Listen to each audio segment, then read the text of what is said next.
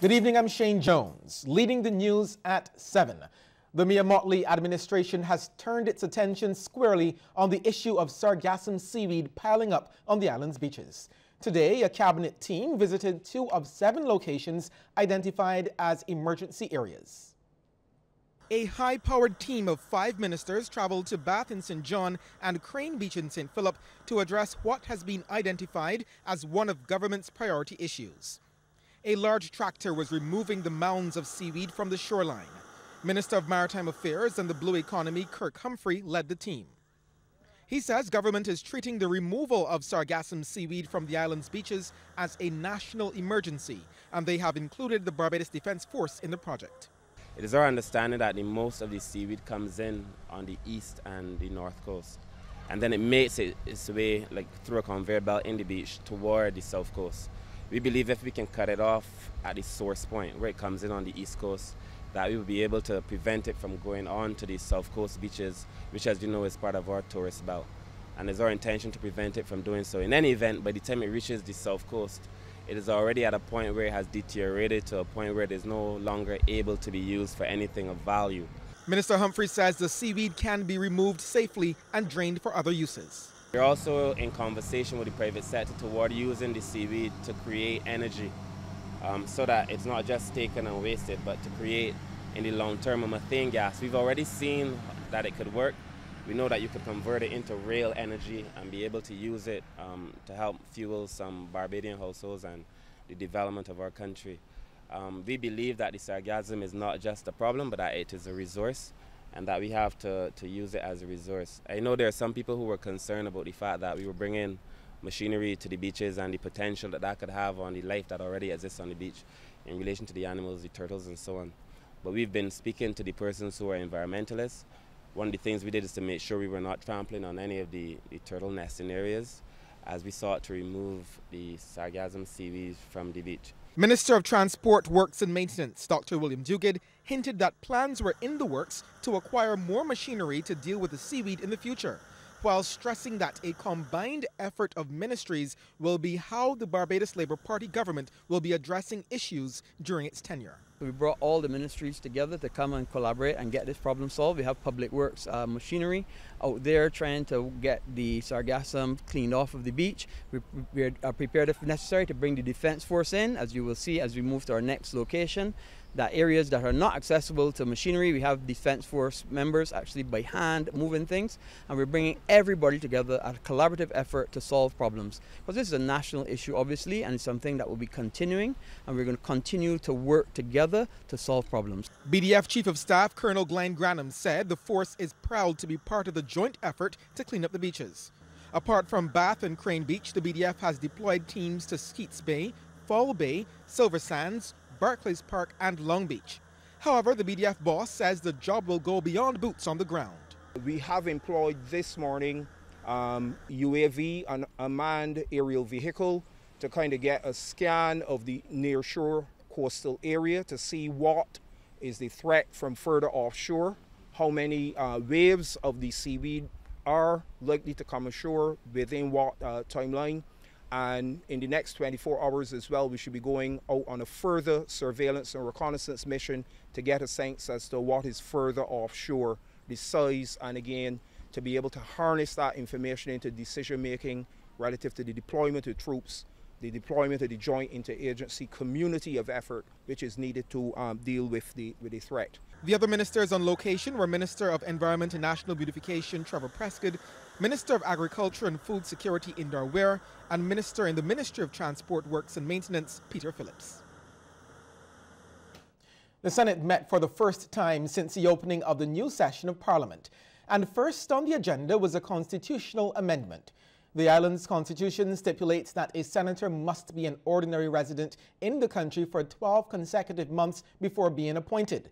At present, Senators designate Rowden Adams and Kay McConney have both been out of the island for some time. Mr. Adams is the son of late Prime Minister Tom Adams and has been resident in Barbados after relocating here almost 12 months ago, while Ms. McConney currently lives in Canada and would have to resume residence in Barbados.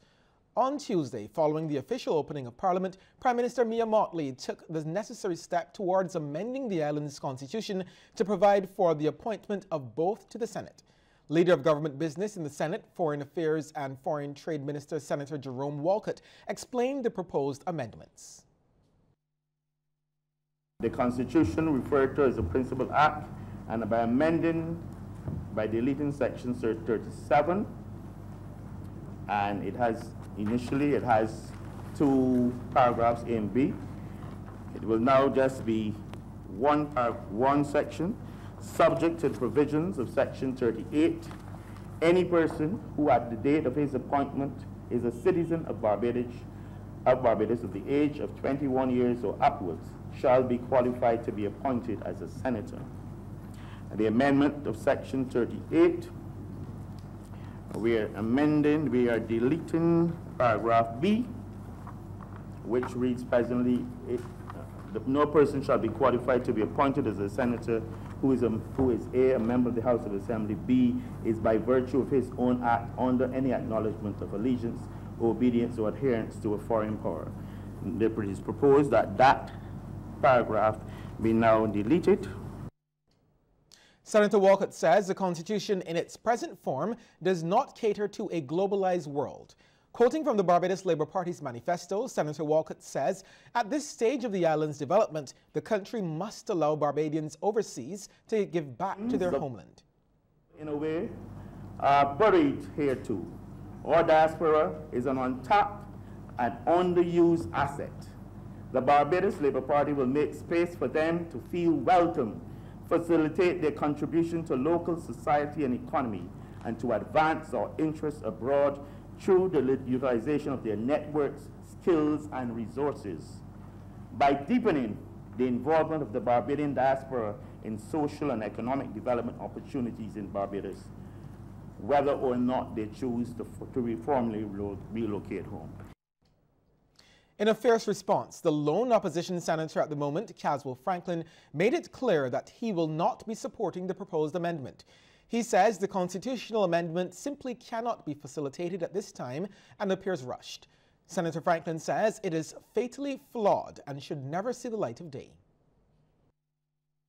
If this were a bill intended for the general population of Barbados, any person in Barbados, you know, I would have supported it. But, sir, we start in this system where we have the elites and others. This bill is intended to facilitate the elites. And coming from a background where my mother worked in the plantation and my father drove a tractor in the same plantation, I do not consider myself to be an elite, so I don't think that this would have been done for me or most other people in Barbados. Senator Franklin says people who have lived overseas for significant periods of time and want to serve at such a level must have total loyalty. Other countries say that you have to renounce the citizenship in order to sit. The Caribbean, we've had several instances in the Caribbean where it was discovered that politicians had passports from other countries, and the courts rule that they can't sit. They take it seriously. But we make a joke out of these things because the persons that we don't are our friends. You don't pass laws for your friends, and that's what we are attempting to do. Senator Lisa Cummins says the proposed constitutional amendments are not just for certain individuals, but will help to make Barbados more competitive in the global environment. What we are doing here is not about 2 or 3 individuals. We are ensuring that we are positioning this nation that we all love, because that is why we are here in this Senate chamber today, that we are positioning this nation to compete in a world that is facing competitive labor market mobility, and that our nation must compete in every single sector and every single sphere that has evolved dramatically beyond the 1960s, during which this legislation was drafted. Senator Tony Moore is questioning the different requirements for becoming members in the Senate and House of Assembly. She believes having Barbadian citizenship should be one of the major considerations instead of the requirements to live in the island for a specified period of time. The proposal to delete Section 38 and that addresses the whole issue of dual citizenship has been captured well, and in my most simple submission, I regard that citizenship and the ability to contribute meaningfully as a citizen, especially where one is a citizen by birth, should be regarded as offering more value and potential than discrediting it on the basis that you're sworn allegiance to somewhere else. Well, the amendment was passed, and we'll have a bit more on the Senate a bit later in the news. The Barbados government has announced that it has retained the services of Clary Gottliebstein and Hamilton LLP as external legal advisor in the context of the planned debt restructuring for the Barbados economy that was announced on June 1st. The announcement follows the news that the team from the International Monetary Fund, led by Bert Van Salm, has concluded its 3-day visit to Barbados. During the visit, the fund team was updated on the economic and financial situation in Barbados. Preliminary discussions were also held on the key challenges faced by the government, including the country's very low level of international reserves, its unsustainable debt, and the need to develop an economic plan designed to address current imbalances and create the conditions for sustained broad-based growth. The government and the IMF will continue to exchange views over the coming weeks and expect to be able to commence detailed discussions regarding Barbados' economic reform program in the coming weeks, a program that the IMF will be asked to support with financial assistance. Okay, we'll take a short break here and come back with more news.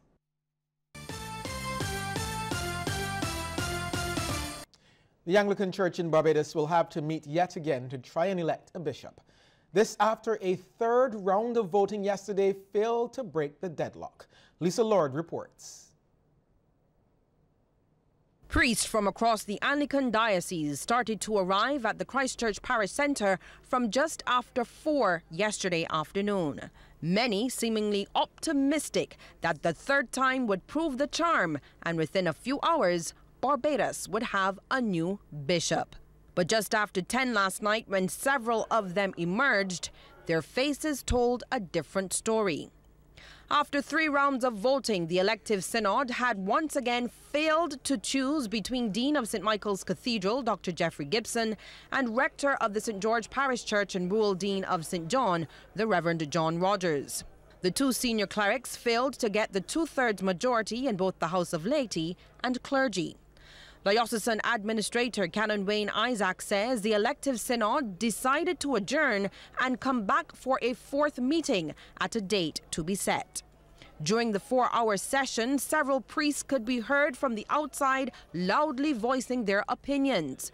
When asked about the mood of the meeting, this is what Canon Isaacs had to say. No, people were talking low, but it wasn't a contentious meeting as such. Canon Isaacs also dismissed suggestions that the Anglican Church, given its failure thus far to elect a bishop, is having problems. I think there's a process to be followed, and the process says you must receive 2/3 in both houses. That is the process, and there's nothing we can do about that there to shorten it. You have to receive 2/3 of the vote. That is the process. So it might appear as though we are in confusion, but we are just allowing the process to run its course. Canon Isaac says the synod has until August 28th to select a new bishop. If no one is elected, the House of Bishops will make the decision on who will be the next head of the Anglican Church in Barbados. Lisa Lord, CBC News. Thanks, Lisa. A new era has been ushered in at the Roman Catholic Church of Barbados. This as 3 new deacons and a former Anglican priest were ordained during a service at the St. Patrick's Cathedral. Sharika Griffith reports.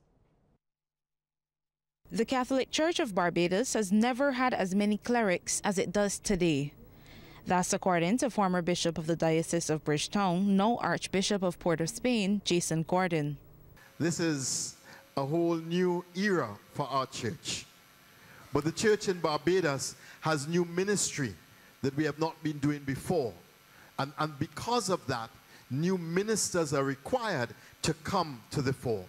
Archbishop Gordon was speaking on the occasion of the solemn ordination to the presbyterate of former Anglican priest, Reverend Dr. Winston Lane, a move that could be considered unusual, as generally married men are not allowed to be ordained priests or bishops in the Catholic Church.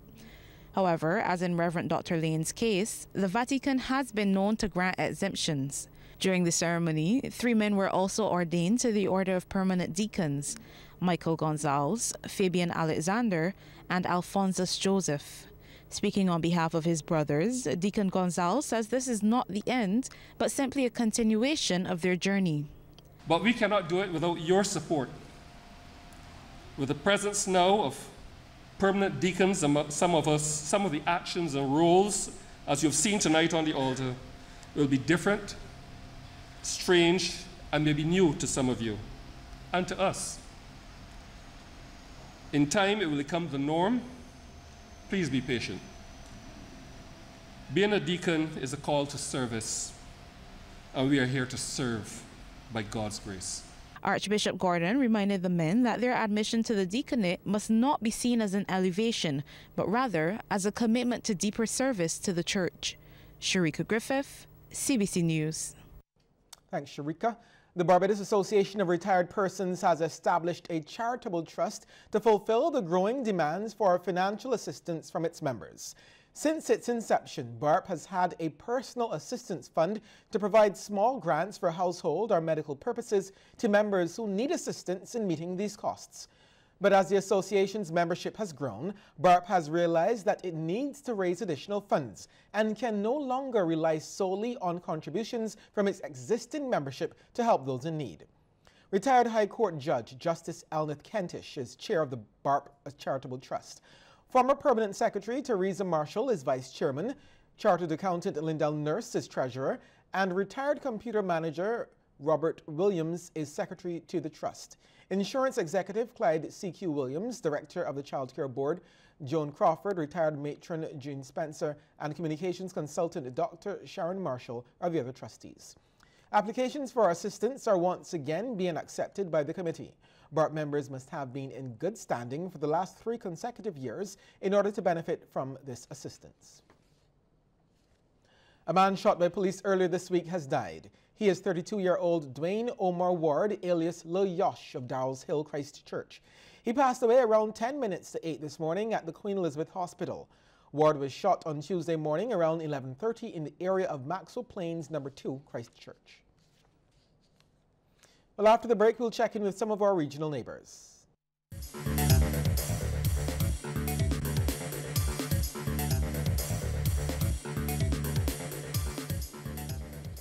In St. Lucia, agriculture officials are gaining information on how agroecology can be used as a sustainable and productive farming system. The Food and Agriculture Organization is conducting a national consultation on the farming method. The approach integrates plants, animals, humans, and the environment into farming while taking social aspects into consideration. We get more in this report from HTS News Force. Agroecology could be the answer to reducing the stress conventional farming systems put on the environment. The increasing threat of climate change, natural resources depletion, diseases, and ecosystem declines have posed new food security and output challenges for world leaders. The Food and Agriculture Organization, FAO, promotes agroecology as a more sustainable food system with socio-economic advantages and less environmental impact when compared to traditional methods.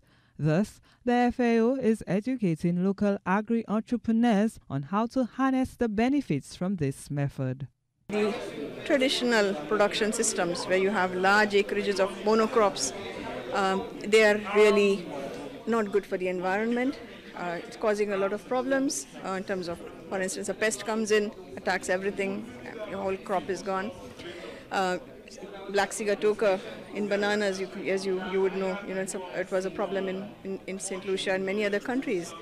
So the idea is to have an integrated system where you will have different crops being produced on a commercial scale. You will sell it, but you're producing it in a sustainable way.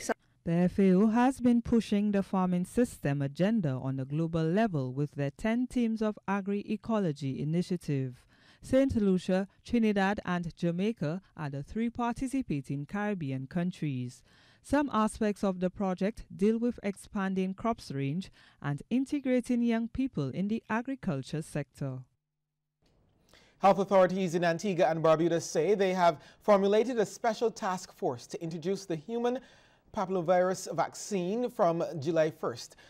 Consultant pediatrician Dr. Joycelyn Walter Thomas says the life-saving preventative measure will be effective in reducing deaths from HPV-related cancers, especially cervical cancer and other diseases. The Cervical Cancer Task Force has also developed a plan of action for prevention and control of what is described as a deadly disease by focusing on 4 main areas. These include increasing information, education, and communication, expanding screening programs, introduction of the HPV vaccination, and improving access to cancer treatment and palliative care. Boys and girls between the ages of 9 and 13 are being targeted as a priority group for this initiative. Police in Bermuda have confirmed that a 39-year-old American visitor died after getting into difficulty swimming off the island's best-known beach. He is the 2nd American national to have died at the beach this week. Police named the latest victim of Jacob Fleming of Jonesboro, Georgia, who was swimming off Horseshoe Bay in Southampton Parish on yesterday when he encountered difficulties. Lifeguards at the beach performed CPR on Fleming, who was taken to hospital where he was pronounced dead. On Monday, 62-year-old Yvonne Aites, a cruise ship passenger from Massachusetts, died after falling off a jet ski off the Cambridge Beaches Resort in Sandys Parish and lost consciousness. An autopsy confirmed the cause of her death was drowning. Well, a peek into the world of sports is up next, but before we get there, here's a tip from Cooperators General Insurance. This tip of the day is brought to you by Cooperators General Insurance Company Limited. Insurance the way you want it to be. Asthmatics should never run out of their medication. An adequate supply should always be kept at home. This tip is brought to you in association with the Asthma Association of Barbados.